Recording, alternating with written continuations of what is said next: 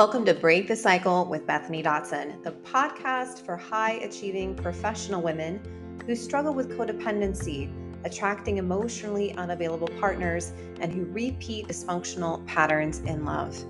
I'm your host, Bethany Dotson, and if you want to learn more about how to break your cycle in love, don't forget to hit the subscribe button and be the first to know when a new episode drops. I'll see you inside. Hello, everybody. Today, I wanted to discuss with you the question of whether you may be addicted to difficulty. Now, that might sound like a strange question, but you may have asked yourself this at some point, especially after exiting probably your last relationship that may have been the most dysfunctional yet. If the problem is yourself. And so I'm going to dig a little deeper today and explore the question of, are you truly addicted to your difficulty? And you may have been addicted to your ex. You may have been addicted to hoping somebody changes or hoping the relationship works out. So I want to talk about this concept of being addicted to chaos or being addicted to things having to be really hard. So one of the main things that I see people doing on their healing journey, the women that I talk to and the women that I work with, is often doing a lot to work on themselves. They've been in therapy usually for years. They've read books, they watched YouTube videos, they've learned all about the narcissist online. They're usually in therapy when we work together, but they're still not seeing any changes. And part of the reason that is because of the root reason she gets into dysfunctional relationships, was just the deep core subconscious belief of I'm not enough. The other variations of this feeling are I'm not worthy, I don't deserve it, I'm unlovable. Some variation of that belief. And whenever you grow up and you feel like you have to win the affection from a caregiver or a parent, or you feel like you have to work really hard to be successful or to get anywhere, you are automatically a magnet for and an ideal match for a dysfunctional relationship with a partner who is usually underachieving or not going to meet you halfway because you are so conditioned to work really, really hard and do more than your fair share because inherently you don't feel enough. So that same belief of I'm unlovable, I don't feel enough as I am right now, will often drive people to doing a whole lot of things to try to fix themselves. A whole lot of therapy, a whole lot of book reading, a whole lot of self-help. And I personally identify with that because that was my story. I spent that tens and tens of thousands of dollars, probably more than 100K in self-development, coaching, therapy, programs, all kinds of things to fix myself. But at the end of the day, I never felt like I was truly enough. So this may be a place that you find yourself in where you're doing a lot of things to fix yourself, and yet you still are struggling in your love life. And the root reason being is that you're not truly addressing your subconscious programming, your subconscious beliefs. I talk to a lot of people that read a lot about the narcissist, they talk a lot in therapy. They get things off their chest. They feel listened to. They feel heard. That's not necessarily wrong, but those things are only addressing the surface, like your logical awareness, and it's not digging deep enough. The other trap with this, the second biggest thing that I see people get that keeping people stuck is because if you inherently feel like you're not lovable or you're not enough, and then you get into emotionally abusive, dysfunctional relationships, you are often left when you exit that relationship still emotionally traumatized. And you may have pulled your more than your fair share of weight in that relationship. You may work extremely hard trying to make it work. You may have walked on pins and needles. You may have felt anxious and uncertain, you may have felt numbed out and just tuned out towards the end of that relationship because that's what you did to protect yourself from more pain.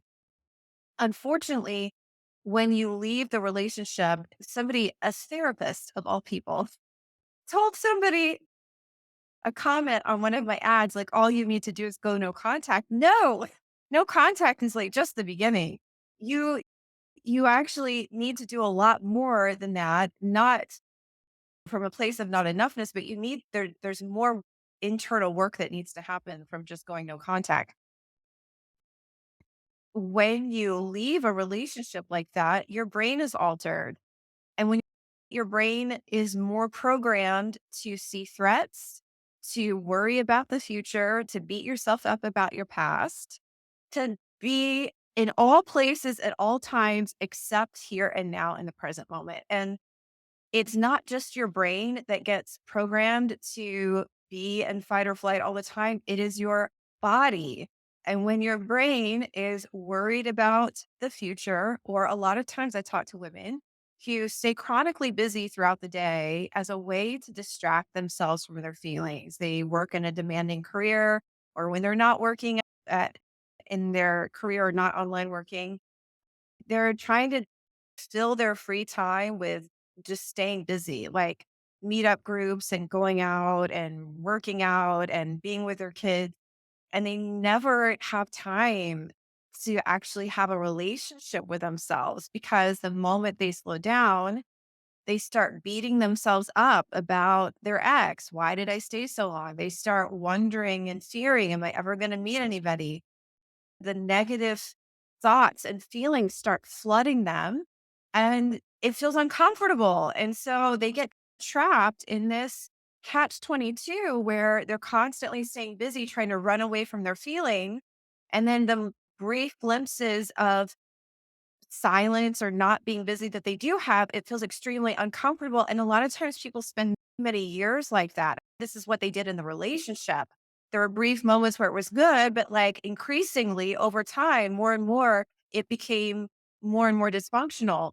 So when you live like that, you're never truly present for yourself and your brain stays in this fight or flight state and your body stays in a fight or flight state. And unfortunately, most people aren't fully aware that's what's happening. They just feel anxious, they feel uncomfortable, they feel like something's wrong with them. But every time you have that thought, you're signaling to your neuropeptides. There goes my cat. I'm getting passionate here about this. You're signaling to your body to start producing adrenaline, to start producing dopamine, norepinephrine, serotonin, these chemicals in your body. And what we know now in neuroscience and especially trauma recovery is that your body actually gets hooked on those surges of hormones and biochemicals that your brain is sending down. And so even when you have free time at the end of the day, or you're laying your head down on your pillow at night, and all of a sudden you start worrying about your future and wondering what's wrong with you, and if you're going to die alone, or you're obsessing about your ex, what's happening is that your body is literally trying to get a fix of adrenaline. Your body is trying to signal to your brain, hey, start thinking about your ex. Hey, start thinking about how messed up you are and how nobody's going to love you, so that you start feeling those yucky feelings. So it becomes an addiction. You start thinking, what's wrong with me? Or feeling like you're an outsider, or feeling like you're never going to get it right in love. And you start feeling tense. You start feeling anxious. You start feeling fearful. And over time, this becomes your subconscious pattern. And if it doesn't show up in your love life because you're not dating, or you don't want to date anymore because you're too afraid to trust people or yourself, it's going to show up in your work life. 9 times out of 10, when I work with somebody who has dysfunctional relationships, she's also codependent at work. She's codependent with her kids. Her kids are suffering or struggling in relationships in some way. She might have a negative relationship with money. So there's going to be some type of byproduct of your emotional addiction to difficulty. So, how do you break your emotional addiction to difficulty and chaos? Number one, I'm going to tell you right off the bat, talking about it is not going to be enough. In fact, in research by the Heart Math Institute and research by the National Institute of Clinically Applied Behavioral Medicine, 86% of women who experience an emotionally abusive relationship did not get better with talk therapy. They did not see lasting changes. 73% of women who've had emotionally abusive relationships did not see lasting changes with talk therapy alone. They had to use an integrative approach. Talk therapy is called top down, meaning you talk about it, you talk about it, you talk about it, but usually 90% of the time, none of that ever really makes its way into your addiction and your body. Bottom up methods like somatic therapy, somatic experiencing, which is what we use here at Break the Cycle, use your body first, meaning we don't have you talking about what happened when you were 12, what happened when your dad left when you were 6, what happened the 24 times your ex abused you or gaslit you. We don't talk about that stuff because when you're talking about it, you're just refiring the same circuits in your brain connected to the past, and you're reinforcing the same biochemical addiction in your body connected to the past. So, in order to break that, you have to retrain your brain and your body to think differently and to feel differently. Now, is that process easy? No, it's not. It's extremely difficult. And this is why most people don't change and why most people just resign themselves to staying alone. Because at least when they're alone and they're not dating and they're not entertaining the idea of a relationship, they have some kind of control over their life. They've built the walls high enough so that nothing can come in and disrupt that. But the downside, there's always a cost to that choice. The downside to that choice is feeling even more emotionally disconnected, lonely, fearful, and the longer you stay walled off and hiding in your career or hiding in my city sucks, I'm too old, nobody's going to like me, the longer you hide behind those things, the less tolerant you are of emotional intimacy. And the more time you spend there, the harder it is to open your window of tolerance. It's not impossible, but it becomes more challenging. And so, this is why so many people can read and they can talk about it and they can watch a YouTube video and then go right back 6 months, 2 years later and get into another dysfunctional relationship because they're not breaking their addiction to difficulty. So, to break that addiction, you need to be using a somatic or bottom up based therapy or method. And preferably, you need to be working with some type of professional, a mentor, a guide, a coach, therapist, possibly, if that therapist is going to keep your feet glued to the fire and keep you accountable and not let you drift back into your story or drift back into your past. So when you combine somatic therapy along with, let's say, coaching, and you have a specific plan that you're following, like going to the gym, people who want to transform their body, they don't wing it. They don't decide, hey, I'm going to go look up a few YouTube videos on working out and I'm going to go to the gym and I'm just going to cut my calories. They follow a strategic plan that gets results and they look at that plan and they see that plan has gotten other people just like them results and they commit themselves to that process. And just like people who go to the gym and transform their body, there are many days when it's uncomfortable. There are many mornings when they don't want to go to the gym. There are many days when they want to go to McDonald's and have a cheeseburger, but they are committed. And so they overcome their urges to bail on themselves and abandon themselves and stay true to the work. Just a really quick recap on what I've talked about today. If you're 40, you're 50, you're 60, and you've never had a healthy romantic relationship, yes, trauma could be at play, very possibly. Yes, codependency could be at play, very possibly. And you've done a lot of talk therapy, you've done a lot of research, which is really me search. You've done a lot of looking at the narcissist and oh my gosh, and he was a narcissist. And that's great. Okay. But that's not going to change your life. It's just not because the root problem, not that you're a problem, but the root issue here is you. It's you. It's your internal mechanics. It's your psychology. It's your programming. Okay. And you have to do deeper work And this doesn't mean that we dredge up your childhood and make you relive all of the emotional trauma.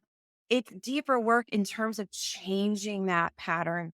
And that changing that pattern, just like changing any habit, breaking any habit, it's going to require that you get uncomfortable for a little while, because once you start to break a pattern, just like a drug addict breaks his addiction, he gets cravings, he gets urges, he wants to go and use again. He wants to go back to the way it was before because that's comfortable. You have to be willing to walk in the unknown. You have to be willing to drop the armor. You have to be willing to be vulnerable again, to feel rejected again, to feel abandoned again in the process of attracting a healthy relationship. As I tell my clients, the challenges are always going to be there in your life. But if you are consumed with staying chronically busy and avoiding your own feelings and trying to distract yourself from yourself, you're never going to get anywhere. You're just going to 10 more years will go by. And if you're in midlife, like most of my clients are, you realize that it goes faster the older you get. It's like, how did another year go by? It was just like yesterday. So you need to be using a trauma informed bottom up method, especially if you identify with having childhood trauma, especially if you also struggle with boundaries and difficult work environments, and you're probably a workaholic and you're a people pleaser. And then you need to be using a proven strategy and following that consistently in order to see lasting changes. And you need to be working with somebody who is going to give you the right kind of support, who's not going to buy your BS. BS stands for bullshit, obviously, but it also stands for a client's belief system, who's going to hold your feet to the fire and keep you accountable and call you out on your crap that's like keeping you locked in your fence. So if you're a smart, professional, high achieving woman, but you've never had a healthy relationship, if you are now 40, 50 plus, and you're looking around at your life, and even though you've worked hard in your career, your kids may be off and out of the house, or you may be an empty nester facing that, and you're looking at your life and going, is this all there is? Is it going to be this way forever? Am I ever going to have a healthy relationship? Am I ever going to feel emotionally safe? Am I ever going to trust myself again? Am I ever going to be able to open myself up to somebody and have that type of connection?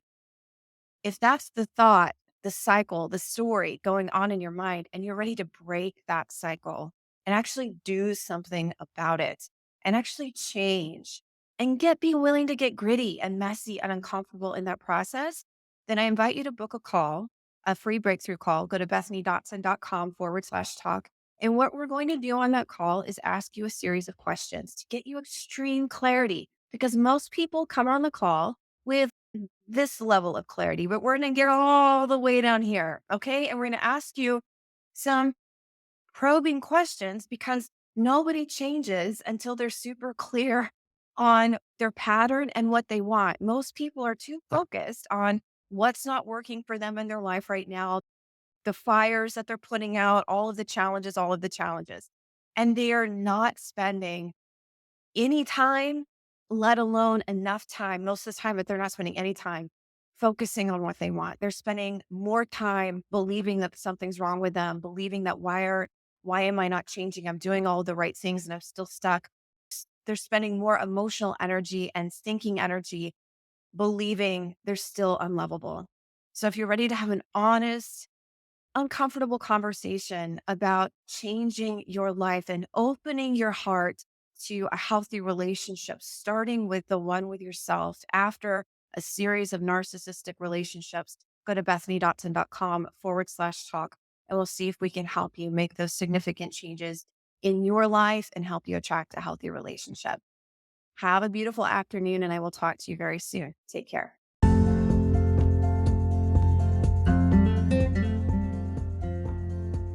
Thank you for tuning in to today's show. A brand new episode drops each week. Be sure to click and subscribe. And remember, healing trauma, codependency, and your lifelong pattern in love does not happen by itself. You need expert guidance and evidence-based methods. And I have helped hundreds of incredible women from all over the country heal betrayal trauma and reclaim their confidence while falling wildly in love with their own lives and attracting healthy relationships. If you like what you heard today and you want to see if you're fit to work with us, go to bethanydotson.com/talk. That's bethanydotson.com/talk and book a call to speak with us today. We'll get on the phone for about 45 minutes and get you crystal clear on 3 things. The real reason you keep attracting dysfunctional relationships, even if you know better or even if you've done tons of work on yourself. What you really want in a relationship, how you want to feel emotionally every single day in your life, and what lifestyle changes you want to make. And then number 3, the exact strategy you need to be using to get there. Again, healing trust issues, codependency, and a lifelong pattern does not happen without expert guidance. We've helped hundreds of women across the country heal complex trauma, codependency, and have the healthiest relationships ever, both with themselves and with others. Go to bethanydotson.com/talk to book your call today. I'll see you on the next episode.